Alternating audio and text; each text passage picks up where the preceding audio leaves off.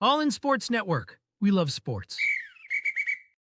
Thursday, August 14th, right here on your daily fix for all things Texas Longhorns. I'm Tanner Carlson. That is Jake Jimerson, and this is All In Horns presented to you by Rogue Sports Network. Today's episode, it's been a couple of days already, but why not go ahead and discuss the top 25 poll released from the Associated Press. The AP top 25 is officially out. That is what all the rankings go based off of until the College Football Playoff Committee releases their top 25 in like week 8 or 9 or something along those lines. So Texas number 1, Ohio State not number 2. So we will not get the historic 1-2 matchup. I feel like the AP just kind of did that on purpose because there is not a world that I believe exists that Penn State is number 2 and is going to beat Ohio State or a better team than Ohio State this season. Yeah, I mean, why would you think they would? Right. There's not a world in where I've ever really seen Penn State beat Ohio State and it wasn't considered a massive upset.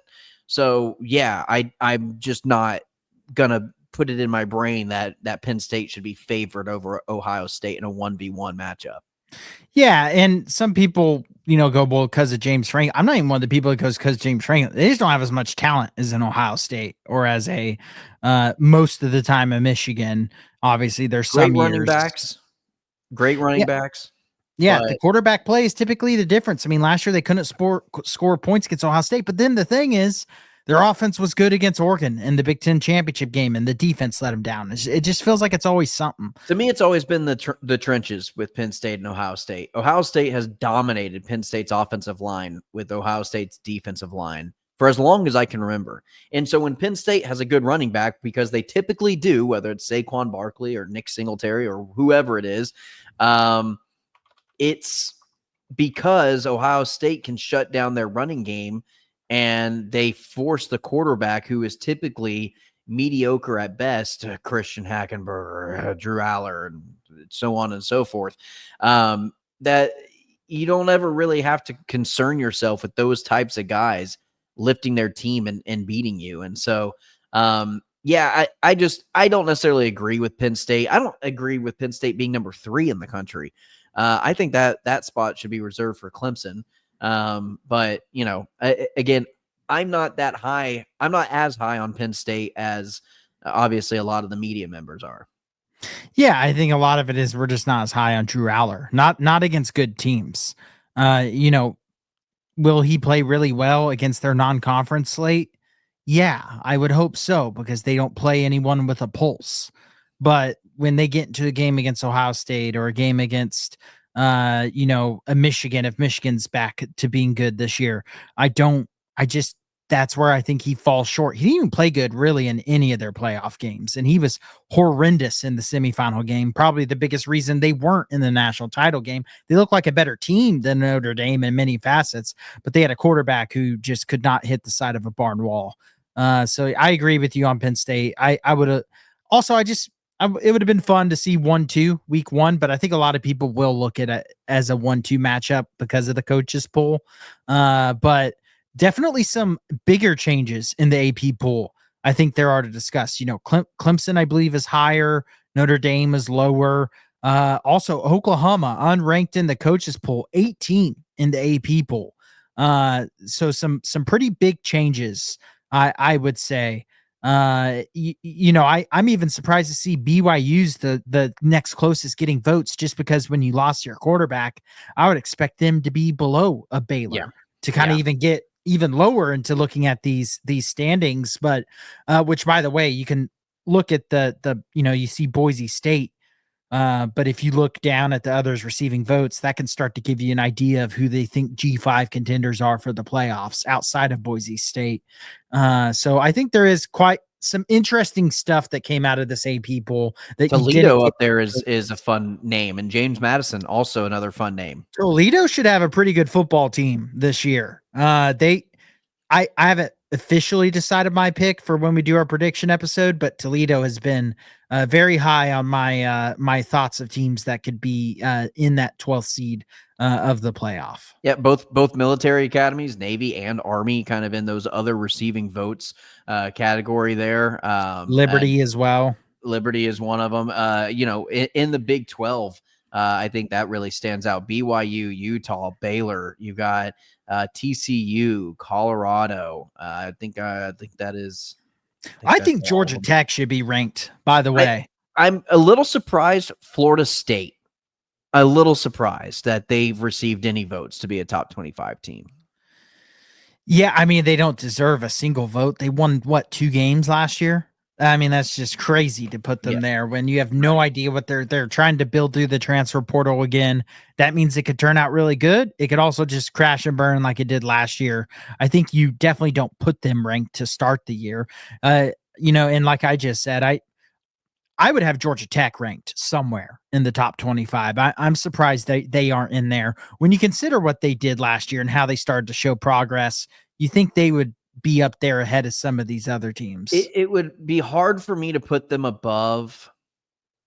I could see just the hype around Texas Tech is wild to me, but I don't know if I could put them above Tennessee. I could replace Boise State with Georgia. I would replace Boise with them. Boise literally just lost the reason they went to the playoffs. Yeah, but Iowa State, I thought they had a really good year. They just kind of collapsed, but they've got Rocco Beck coming back at quarterback. Although you got Haynes King coming back at Georgia Tech, you could make the same argument as to why Georgia Tech should be up there. Indiana, that's another one where I just think that it was a former playoff team that they're just kind of giving the benefit of the doubt. But I haven't looked at Indiana's schedule. I don't know if they play the Oregons or the Ohio States or the Penn States of the Big Ten this year that they didn't have to play last year. Yeah, they do play Oregon pretty early on, and they play Penn State. And they play Illinois, so their schedule's a lot harder this year. Good. That's great. I like seeing that. If you're going to give them 1 year where they, kind of have a bottom end type schedule, replace it for the following year with a much harder one. And so, but again, your top 12 kind of looks similar to what the coaches poll looked like, Jake. Really the top 14 very similar. I think all the same teams. I don't think there's a team in the top 14 that replaced somebody else. But I think you moved number 2 and number 3. You swapped them. Penn State, Ohio State, Clemson, I believe, was like number 6. They've jumped up to number 4 in the AP polls. Notre Dame slid down a little bit. I think that's fair. But Arizona State, Illinois, Miami, LSU, Bama. I mean, if you look at the top 12 right now, and you started the playoffs, if the season ended today and you had the top 12 teams in the playoffs right now, I think that would be a really fun playoffs. Yeah. I mean, Illinois wouldn't be in there. Boise State would is the one caveat with that, but I think it'd be fun. I also do think we're going to see a much different playoff than this. I don't think Arizona State will be number 11. In fact, I don't think Arizona State will be ranked at the end of the year. Yeah, I think they are one of those teams that could be highly ranked to start the year and end unranked. I think Miami has potential to be that as well. And Notre Dame has a tough schedule this year, Jake. Notre Dame has a tough schedule, and they have Jeremiah Love, but I'm not really sure much about what's going to be at quarterback for them this year. And like you said, they have a pretty tough schedule this year. And so they could end up ranked lower and out of the playoff for sure. So it's going to be interesting to see kind of how this AP poll looks now versus how it looks, week 10, week 11, once we're getting close to playoff time. Yeah, I wanted to mention that Texas will go into week 1, at least as of things look right now, actually in most sports books as the underdog to Ohio State. It would be the first time a number 1 team goes in as week 1 underdogs since, what was it, Jake? Do you have it up here? I can't remember what it was, but it was like 1978 or something crazy like that. I think this was the first time ever that the number 1 team has been underdogs week 1. I think it was like 1970 or 1960 something, which I think it was something along those lines. But still, I think that's insane. But also a little fun fact that we've got here. Preseason number one has not won a national title since 2017 Alabama. And before that, number one team hadn't won a preseason number one, hadn't won a national championship since 2004 with USC. So USC in 2004 and Alabama in 2017, the last two teams to win a national championship as the preseason number one going into the season. Yeah, it tells you how tough it is to start number one and end number one. Yep. You know, for some reason I thought Ohio State started number one last year. I don't know why I was forgot Oregon. it was Georgia. Or was it Georgia? Georgia makes sense. I think it was Georgia. Georgia makes sense. I'm not going to argue Georgia. But regardless, it shows you how tough it is to start number one and stay number one. And so that is the challenge Texas has this year. I know it's exciting first time, which by the way, everyone talks about how overranked Texas always is. This is the first time they've ever been ranked one to start this season. That's crazy. Yeah. First time in program history, they've been number one to start the season. Yeah. Yeah. So yeah, me with some of that. I did see weeks spent number one in the country. Daryl K. Royal was like 20 something crazy. The next coach, I can't remember his name. Fish or something like that I think it was like at like 12. And then Steve Sarkisian, 5 weeks ranked number one for the Texas Longhorns, and Mac Brown 4. Yeah, that's crazy. Mac Brown had one of those weeks was the most important week you could have to end number one, where they were number 2 the whole year, and then they ended number 1 at the end of the year. Yeah. So to me, that adds an extra, 10 to 15 at least to that number. But it's wild to think how good those Vince Young and Colt McCoy teams were, and Mac Brown spent 4 weeks as the number one team in the country. They were always behind Alabama or USC or whoever it was. Florida. Yeah, Florida. Oklahoma. Yeah, it's Oklahoma several times. How many times were those Oklahoma games top 5, top 10 matchups? And also a fun tidbit with this AP poll. I believe there's 3 top 10 matchups week 1, or there might be 4. Yeah, Texas, Ohio State, Clemson, LSU, and then I believe it is Miami and is it Notre Dame? Is Miami Notre Dame week 1? I'll pull. That might. I feel like that's like week 3. Texas, Ohio State, LSU, Clemson, and then that might be the only. Oh no, Miami, Notre Dame, week 1. They're just on Sunday. That's why it took me a second. Oh, no official ball knower. Yeah. So in Miami, Notre Dame, that's a fun one. There's some history. Catholics. Yeah, there's some history there.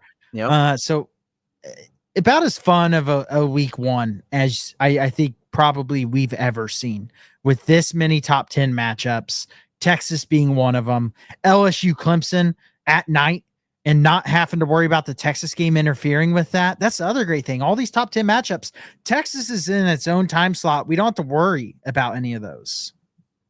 Oh yeah, and they're all different times. So Jake, you've got Texas, Ohio State in the noon hour. You've got Clemson, LSU. I think at the 3 o'clock time. It might be at the night 6:30, which I think that's central. Yeah, I'm looking at Central Time, so it's Texas, Ohio State 11 Central Time. Ohio or LSU, Clemson is at 6:30, and then we have Notre Dame, Miami at 6:30 on Sunday. Also on Sunday, 2 o'clock, Virginia Tech at South Carolina. That's a fun game as well. And then week 0, Jake, August 23rd, this upcoming weekend, Iowa State, K-State. I would hate that if I was either of those coaches. Play in Ireland, play a ranked team. I don't want to play a conference game week 1. I agree. Especially that big of a conference game. But they did Florida State and Georgia Tech last year, and that was a hell of a game. I mean, it was a big.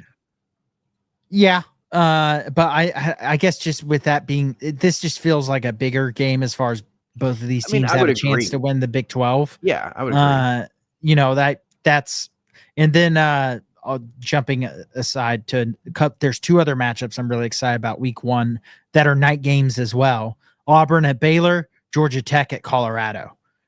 two fun matchups. So I think the best week 1 slate I've ever seen, without a doubt. Oh yeah, Jake, I'm not going to argue that by any means. I mean, Especially if you kind of add in week 0 with it. It's like our first taste of college football. I think they kind of are the same thing in some ways. Obviously, it's a different weekend, but there's not a bunch of games week 0. So I've just always considered it the week before the week. yeah. I mean, that's kind of what it is, to be honest with you. But yeah, I mean, I'm excited for this week, or this week 1 slate of games. And then really we've got a great week 2 and week 3. I think week 4, that's kind of where we hit the lull of just about everybody's playing their cupcake opponent.